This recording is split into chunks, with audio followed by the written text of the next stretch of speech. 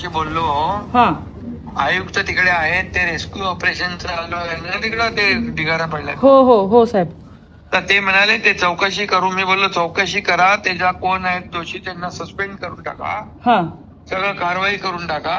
हा पण आता त्याच्यामध्ये काय, पहिलं तर तिथे जिथं झालेलं आहे तिथं ते आणखी कोण जिवंत निघतो का ते आहे. ओ साहेब खूप जण गेलेत. हा, ते आता 8 लोक आहेत त्याच्यात मध्ये. हो तर ते तर आता अशा टायमाला ना, हो साहेब. पहिलं काय करायचं, पहिलं रेस्क्यू म्हणजे जीव वाचवायचा प्रयत्न करायचा, बाकी नंतर कारवाई तर होईलच. हो हो हो त्यांनी ते पत्र हा दिलंय पत्र तुम्हाला. हो हो हो साहेब, त्यांना फक्त तेच सांगा की नियमाचं उल्लंघन झालंय आणि त्या कंपनीने पण कळवलं होतं ह्यांना, तरी पण ह्यांनी ऐकलं. हो.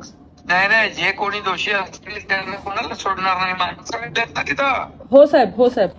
ते कोणाला सुटणार नाही कोणी, समजलं की नाही. हो साहेब हो साहेब.